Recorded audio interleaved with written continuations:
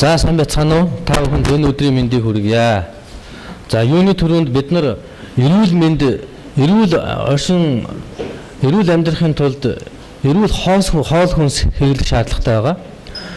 Тэгээд Монголын залуучуудын холбооны эрүүл мэндийн хорооны даргын хувьд энэ ирж байгаа цагаан сар, одоо мэчин жилийн цагаан сараар бид нар бас эрүүл хүнстэй угтах зүйтэй гэдэг утгаараа бид нар энэ цагаан сарыг угтуулад нэг судалгаа хийсэн байгаа.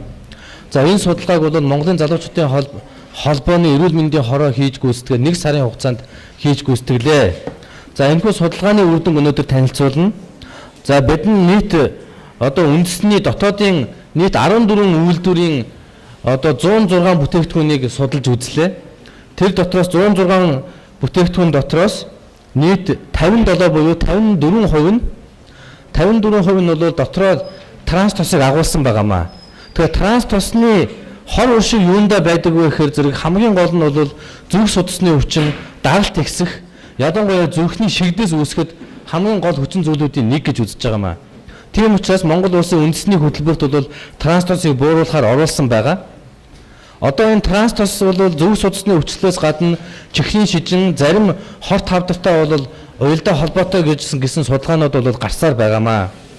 Тэгээд энэхүү транс тос агуулсан бүтээгдэхүүнүүдийн нэгдүгээрт манай Монголын хүнсний дотоодын үйлдвэрлэгч нар хэрэглэхээ болооч. Энэ ялангуяа гурилан бүтээгдэхүүнүүд дотор энэ хамгийн их транс тос агуулгадж байгааг бууруулаач. Түүнээс гадна нарийн боо, бялуунд маш их хэмжээгээр агуулгадж байна. Үүнийг бууруулаач гэдгийг бол уриалж байгаамаа. Түүнээс гадна одоо бид нар цагаан сард өгч байгаа хэвийн бов, уул боовнд бол маш их хэмжээгээр транс тосыг бол өмнөх жилүүдэд хийсээр ирсэн байгаа. Тэгэхээр зэрэг мэчин жилийн цагаан сараар та бүхэн уул боовыг хийхдээ транс тосыг битгий хэрэглээч гэж уриалж байгаамаа.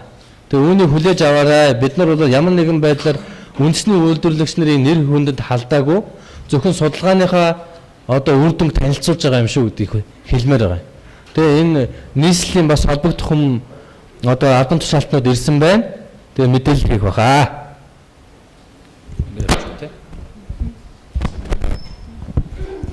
За сайн байцгаана уу?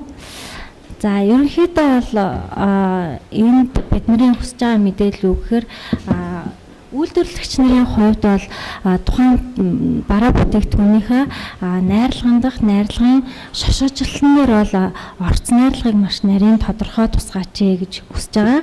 Хоёрдугаарт нь худалдаа авагч иргэдийн хувьд бол хүнсний бүтээгдэхүүний хэрэглэхдээ тухайн бүтээгдэхүүнийг сонгоо авах сонголтын дээр эрүүл сонголт хийгээч гэдгийг уриалж байгаа. Юу гэхээр одоо аливаа бараа бүтээгдэхүүний одоо шошгожилт хадгалах хугацааг нь хараад тэр тухайн бүтээгдэхүүнийг сонгох сонголтыг хийх эрх нь бол иргэдэд байгаа.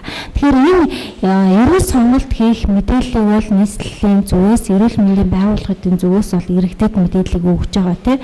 Аливаа бараа бүтээгдэхүүнийг сонгож авахдаа би өнөөдөр авч байгаа бараан дээр одоо уугдус, давсны хэмжээ, орц найрлагын хэмжээ заагдсан байгаа эсхийг ажиглах, хэмжээг мэдэж авах, дээрэс нь тухайн бүтээгдэхүүн хадгалах хугацааг маш сайдар анхаарах хэрэгтэй л дээ. Тэгжээж бид нэр бараа бүтээгдэхүүнийг илүү сайн сонгож авах сонголтоо хийх хэрэгтэй.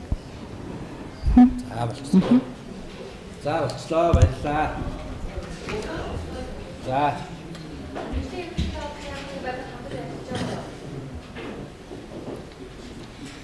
энэ дээр бол нийслэлийн эрүүл мэндийн газар нийслэлийн халдвар бус өвчнийг бууруулах үндсэн төлөвлөгөө гэж байгаа. За энэ төлөвлөгөөн дээр бол хэрэгжүүлэгч 16 агентлагууд хамтарч ажилладаг. Тэгээд энэ яг эрх зүйнхээ хувьд мэргэжлийн хяналтын байгууллага бол яг энэ тал дээр бол эрх зүйн хувьд бол бид нар яг энэ дээр ингээд арга хэмжээ аваад тулах арга хэмжээ бол одоо эрх зүйн хувьд бүрэн болоогүй байна гэдэг дээр хүлээж авч ирсэн. Ингээд сая бол хоол хүнсний хөтөлбөр батлагдсанаар одоо энэ жилээс эхлээд одоо эрх зүйн хувьд одоо үйл ажиллагаагаа авч эхэлнэ.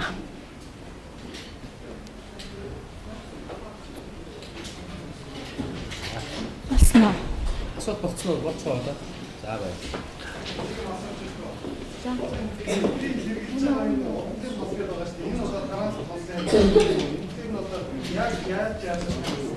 Гурван талд тараас тусдаг. За энэ дээр яг энэний талын яг бүрэн мэдээлэл судалгаа гэдгийг бол нийгмийн эрүүл мэндийн хүрээлэн гэж байгаа. За энэ хүрээлэн бол яг энэ дээр яг бараа бүтээгдэхүүний найрлага орцыг бол судлан шинжилдэг байгууллага байгаа шүү дээ. Тэндээс аюул сайн мэдээлэл авч болох байх гэж бодож байна.